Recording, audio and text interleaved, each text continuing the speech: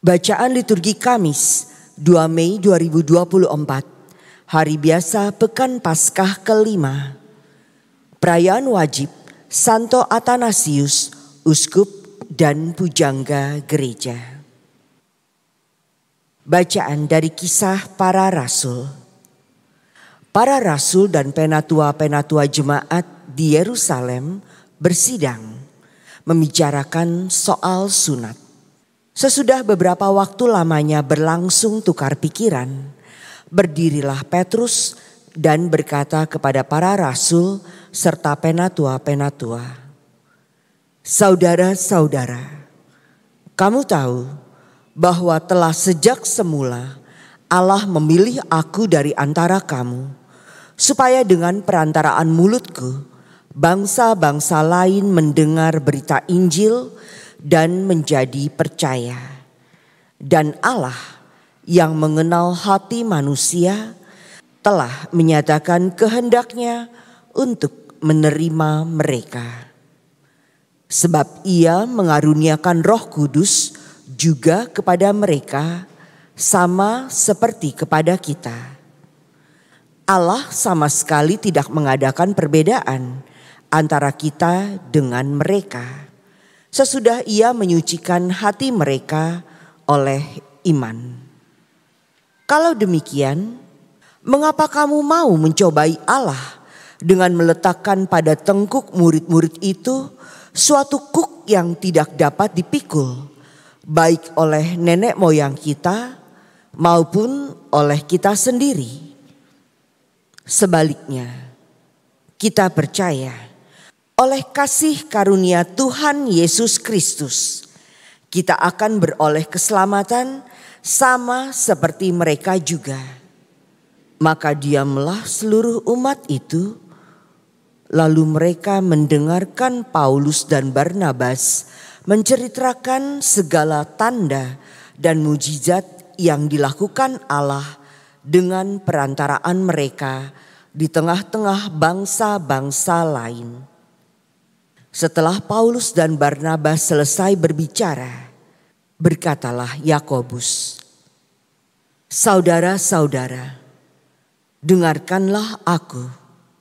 Simon telah menceritakan bahwa sejak semula Allah menunjukkan rahmat-Nya kepada bangsa-bangsa lain, yaitu dengan memilih suatu umat dari antara mereka bagi namanya.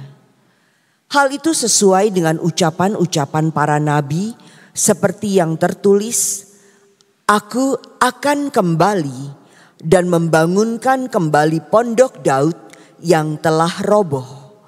Dan reruntuhannya akan kubangun kembali dan akan kuteguhkan, supaya semua orang lain mencari Tuhan, juga segala bangsa yang tidak mengenal Allah yang kusebut milikku." Demikianlah firman Tuhan yang melakukan semuanya yang telah diketahui dari sejak semula ini. Sebab itu aku berpendapat bahwa kita tidak boleh menimbulkan kesulitan bagi mereka dari bangsa-bangsa lain yang berbalik kepada Allah. Tetapi kita harus menulis surat kepada mereka, supaya mereka menjauhkan diri dari makanan yang telah dicemarkan berhala-berhala, dari percabulan, dari daging binatang yang mati dicekik, dan dari darah. Sebab sejak zaman dahulu, hukum Musa diberitakan di tiap-tiap kota, dan sampai sekarang hukum itu dibacakan tiap-tiap hari Sabat di rumah-rumah ibadat. Demikianlah sabda Tuhan, syukur kepada Allah. Kisahkanlah karya-karya Tuhan yang ajaib di antara segala suku. Kisahkanlah karya-karya Tuhan yang ajaib di antara segala suku. Nyanyikanlah lagu baru bagi Tuhan. Nyanyikanlah bagi Tuhan, hai seluruh bumi.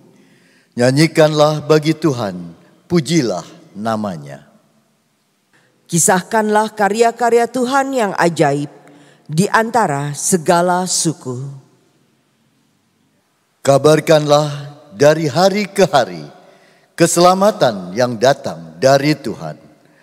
Ceritakanlah kemuliaannya di antara bangsa-bangsa.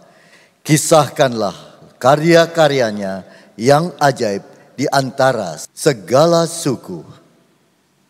Kisahkanlah karya-karya Tuhan yang ajaib di antara segala suku. Katakanlah di antara bangsa-bangsa, Tuhan itu Raja.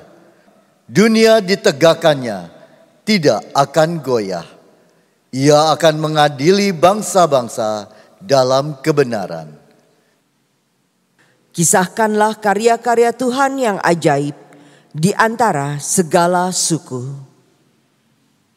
Haleluya.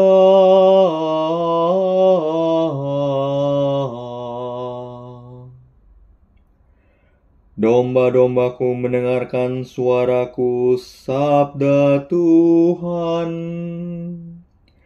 Aku mengenal mereka, dan mereka mengikut aku. Haleluya.